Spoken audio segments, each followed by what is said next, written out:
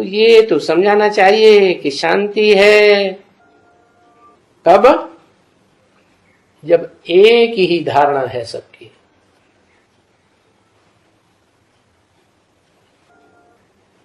एक ही धर्म है, एक ही धर्म पिता है और एक ही धर्म ग्रंथ है। शासन करने का विधान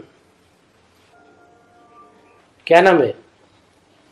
श्रीमद् भगवत गीता। गीता के द्वारा वो विधान मिलता है। तो ये तो समझना चाहिए कि जब एक धर्म है तो शांति है। एक से ज्ञान आता है तो सद्धर्म भी एक से ही आएगा।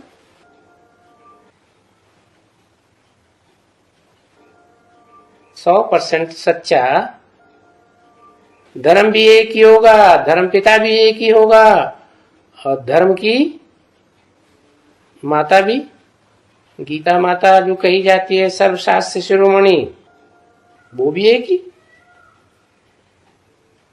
और भाषा भी एक ही होगी। ऐसे नहीं एक एक भाषा बोले दूसरा दूसरी भाषा बोले। एक कांग्रेस की भाषा बोले, दूसरा जनता पार्टी की भाषा बोले, तीसरा बहुजन समाजवादी की पार्टीवादी, चौथा निकल पड़े वो तृणमूल कांग्रेस। मूल रूप में जैसे तिनका होता है ऐसी छोटी सी रूप की कांग्रेस। कांग्रेस माने सरकार। तो सतयुग में जो नया धर्म होता है वो तो बाप ही स्थापन करते हैं। क्या सतयुग माने 16 कला संपूर्ण।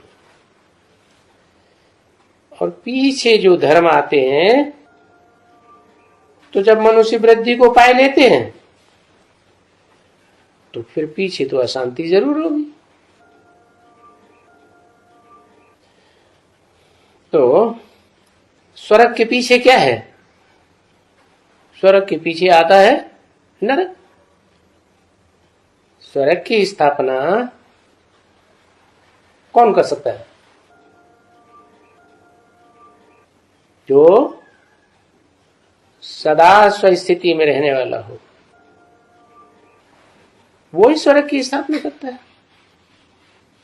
तो सुप्रीम सोल बाप तो सदा स्वस्थिति में रहने वाला है ना, है? सदा माने पूरे चक्र में। सुप्रीम सोल बाप पूरे चक्र में आता भी है, वो तो नहीं आता। हाँ, उस मनुष्य सृष्टि में आकर के जिसमें प्रवेश करता है मुकर्रर रूप से, वो इस सृष्टि चक्र में आता है। तो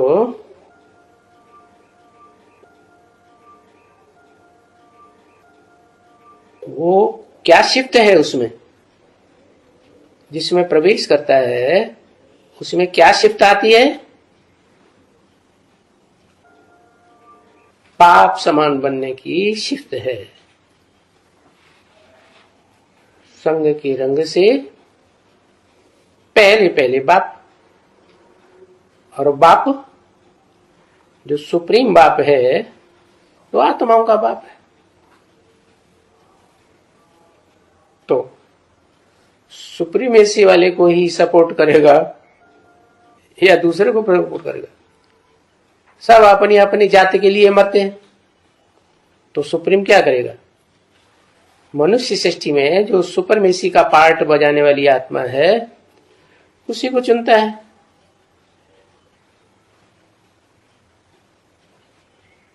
फिर सद्धर्म की स्थापना तो साकार करता है या निराकार करता है? सत धर्म, धर्म पिता को इस सृष्टि पर धर्म स्थापन करने के लिए धक्के खाने पड़ते हैं या नहीं? जैसे कर्म हम करेंगे हमें देख छोटे करेंगे। तो जो और छोटे छोटे धर्म पिता इस सृष्टि रूपी रंगमंच पर आते हैं उनको भी धक्के खाने पड़ते हैं या नहीं खाने पड़ते हैं? खाने पड़ते हैं। और सुप्रीम सोल शिव को वो धक्का खाने की बात, उनको अपना शरीर है ही नहीं। तो जो संपूर्ण स्थिति में स्थित होता है वो सद्धर्म की स्थापना के निमित्त बनता है। और बाकी जो नंबरवार धर्म पिताएं इस सृष्टि पर आते हैं वो संपूर्ण आत्मिक स्थिति में नहीं टिक पाते। क्यों नहीं टिक पाते?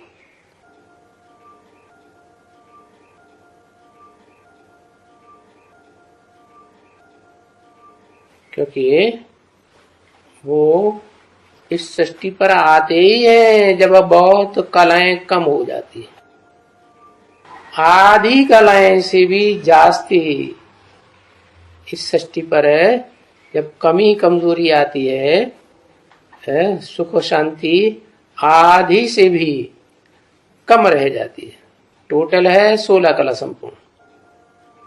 चंद्रमा से कलाएं नापी जाती है ना। तो पहले जो पहले धर्म आया वो संपूर्ण सुख शांति का हुआ। क्यों? कहां से आया? ओरिजिन कहां से होता है?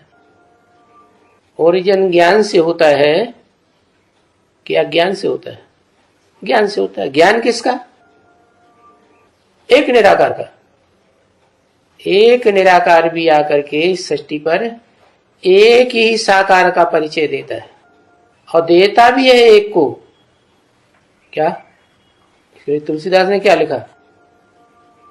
जेहि जानो तेहि देव जनाई, जानत तुम ही हुई जाई। माना जिसमें प्रवेश करता है उसको अपना परिचय देता है और वो जब शिव सुप्रीम सोल को जान लेता है तो ऐसा पुरुषार्थ करता है कि शिव समान ही बन जाता है। इसलिए मुसलमान लोग कहते हैं आदम को खुदा मत कहो। आदम खुदा नहीं, लेकिन खुदा की नूर से आदम जुदा नहीं। माने जो खुदा का नूर है, जो खुदा में रोशनी है, वो रोशनी ही आदम में आती है। तो वो ज्ञान के आधार पर सद्धर्म की स्थापना होती है। ज्ञान सच्चा 100% तो धर्म की स्थापना भी सच्ची।